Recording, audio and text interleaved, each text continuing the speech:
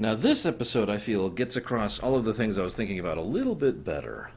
Obviously, this episode's far more focused on Satine and Obi-Wan, for reasons I'll get into in just a moment. But what I like is the idea that she's already been through a civil war, and that she's already had her own separatists, her own insurrection. In other words, the implication that the Mandalorians haven't exactly been fully embracing the peaceful lifestyle, which I like. Not just, not because I want all the Mandalorians to be, but because I like the idea of the Mandalorians being a people with different ideas and different perspectives. Now, I already talked about all that last episode. I just wanted to mention it here because it's additional information in favor of what I was talking about. Also, more of the Betty droids. Why are there so many Betty droids? I guess it's a model they already rendered, so it's easy to re-render. I don't know. Anyways. I hear that's one of the reasons why they do so many recurring characters on these 3D shows, especially an older 3D show like this. Nowadays, it's not quite as big of a deal to introduce new characters, but anyways. Obi-Wan and Satine. Now, believe it or not, I don't have much to say about them. The dynamic between the two is good. As I mentioned before, I feel like she can match him. And I feel like both are equally committed to their own ideals. They're both idealists. They're both people who really believe in their cause. Not to the point of zealotry. Not to the point of extremism, but both of them really do care about what they talk about and what they say about, and I'm kind of with that. What I like most, though, and this is probably the most subtle thing I've seen thus far in the Clone Wars, in fact, it may not even be intentional. What I like most is the idea that Obi-Wan really does, or at least did, love this woman, and certainly still harbors feelings of love, some romantic, some friendly, some familial with this woman.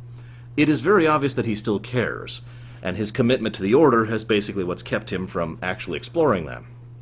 But I bring that up because that's a contradiction. The idea of, we must constantly not be attached, is thrown into the face of the fact that this man does legitimately care about this woman in a way that is attachy. Now, I bring that up because that makes sense for two things that'll happen in the future. Number one, his keeping quiet about Padme. You can't tell me Obi-Wan doesn't know about Padme. With how close he is with Anakin, with how well he knows Anakin, and with how observant Obi-Wan is, yeah, no, of course he knows. If anything else, if absolutely nothing else, the Episode 3 line, Anakin's the father, isn't he, is all I really think needs to be said in order to make it really, really clear that, yeah, no, he knew. He probably knew for a long time. And yet he kept quiet about it, because he also understands what it's like to have that love and feeling.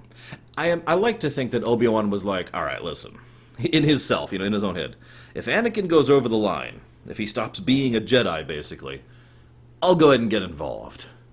But he doesn't. Anakin does manage to balance those things a little bit, although I have other thoughts about that, and I hope I have another chance to talk about that, because all I'm going to say right now is I don't think Anakin and Padme really would be a good couple, but that's off topic. Let's move forward.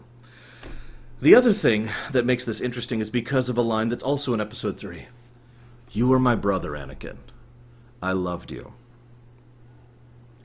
While a lot has been discussed, even in this very show, about the idea of attachments and how bad they are, it is very clear that Obi-Wan did have a very strong and legitimate attachment to Anakin as his younger brother, as someone he took under his wing and cared about and loved, like he said. And that's important because that informs so much of their dynamic and so much of their characterization going forward. And of course, it is once again flying in the face of Jedi teachings, which is okay with because Obi-Wan is already kind of aware of the emotional, let's call it paradox there. So this is some good stuff. I don't know how much of it is intentional, but it's good stuff, and I did like this episode. I like how the assassin droids are just, whoa, yikes. I do wonder about Senator What's-His-Face's plan. Like, was his whole plan just to kill everyone on board and then do his thing, right?